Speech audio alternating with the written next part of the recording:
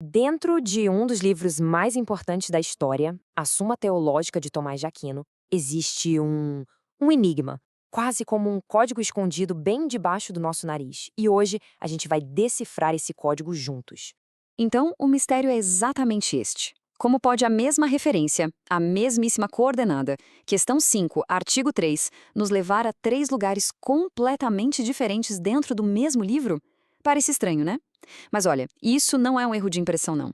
É totalmente intencional. E para a gente entender o porquê, a gente vai ter que entrar na mente do grande arquiteto dessa obra. E para encontrar essa resposta, a gente precisa embarcar numa jornada pelo que só pode ser descrito como uma verdadeira catedral intelectual. A Suma não é um livro para ser lido de capa a capa, sabe? É uma arquitetura de ideias. E é exatamente isso que a gente vai fazer agora: explorar três dos seus pilares mais importantes. Nosso primeiro pilar, bom, ele nos leva direto para a fundação de toda a estrutura. Lá na primeira parte, na nossa coordenada misteriosa, a pergunta é gigantesca. Ela trata da natureza da própria realidade. E a pergunta que Tomás de Aquino faz é a seguinte: todo ser, enquanto ser, é bom? Hoje em dia a gente tende a separar muito as coisas, né? Fatos de um lado, valores do outro. Mas para Aquino, essa era a pergunta mais fundamental de todas. Tá, esse argumento pode parecer meio denso, mas vamos quebrar ele em 4 passos bem claros. Primeiro passo: existir é estar em ato, ou seja, é ser alguma coisa em vez de nada. Passo 2: esse simples ato de existir já é uma forma de perfeição, é um trunfo sobre o não ser. Terceiro passo: o que é perfeito, o que é completo, é desejável, a gente busca naturalmente a plenitude. E finalmente o passo 4: se algo é desejável, ele é bom. A conclusão disso tudo é impressionante. O simples fato de algo existir já é, em si mesmo, uma coisa boa. Claro, a primeira objeção que vem à mente é: tá, e o mal? Se tudo que existe é bom, de onde é que vem o sofrimento, a crueldade, a dor toda? E aqui vem a resposta de Aquino, que ele herdou de Santo Agostinho. É uma das ideias mais radicais de todo o pensamento ocidental. Privatio boni, ou a privação do bem.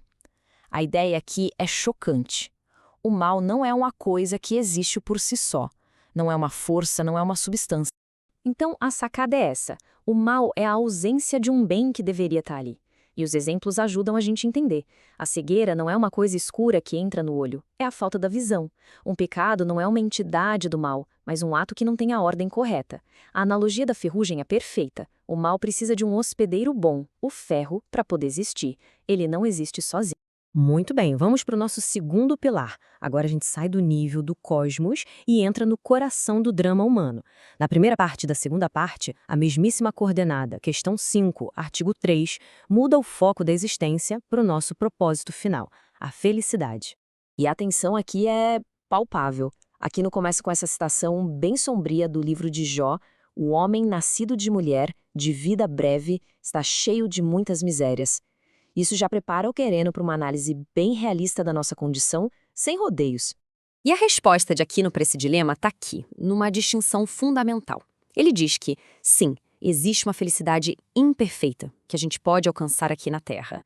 É uma alegria real, mas é parcial, é passageira. Aquela que a gente encontra na virtude, no conhecimento.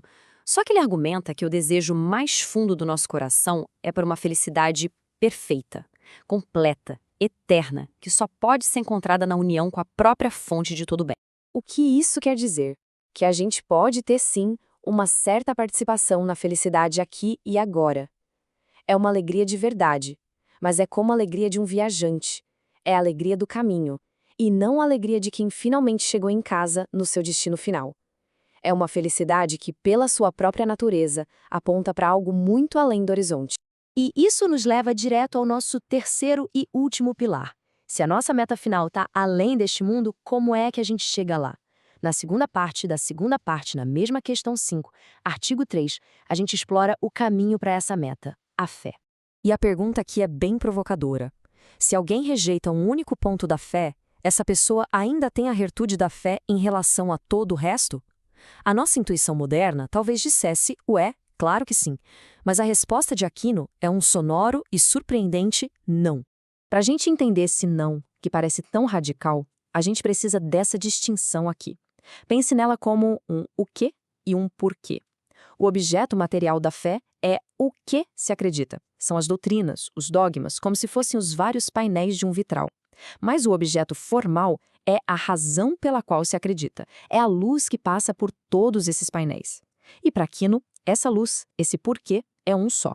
A autoridade do próprio Deus que se revela. E isso nos leva à raiz da palavra heresia, que vem do grego e significa escolha. O ponto de Aquino é sutil, mas muito poderoso. Um herege não é só alguém que está errado sobre um detalhe, é alguém que troca o porquê da fé. Em vez de aceitar a revelação por causa da autoridade de Deus, ele escolhe no que acreditar, usando seu próprio julgamento como filtro. Então, para a pessoa de fé, toda a estrutura, todas as crenças se apoiam numa única fundação, que é inabalável, a autoridade de Deus. Já no outro caso, quando o julgamento pessoal vira fundação, toda a estrutura da fé sobrenatural desmorona.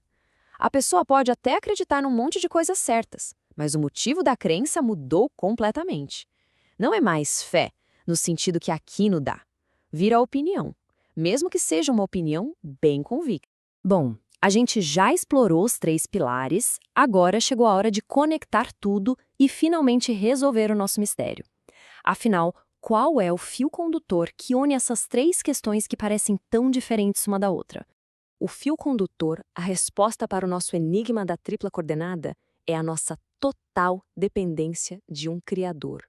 E aqui o quebra-cabeça se fecha de uma forma brilhante. Vamos lá, primeiro, nosso ser, nossa existência, é bom porque vem de um Criador que é bom. Segundo, nossa felicidade aqui é incompleta porque a gente foi feito por um Criador infinito e não para um mundo finito.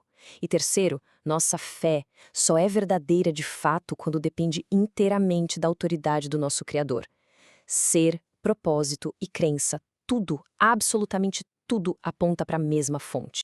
O que nos deixa com uma última pergunta para refletir: se a nossa própria existência, o nosso desejo mais profundo e a nossa capacidade de acreditar são, na sua essência, incompletos por si sós, o que é que isso sugere sobre a busca humana por significado? A arquitetura de Tomás de Aquino não aponta para dentro, mas sim para cima, sugerindo que o sentido da vida não é algo que a gente cria do nada, mas sim algo que a gente recebe.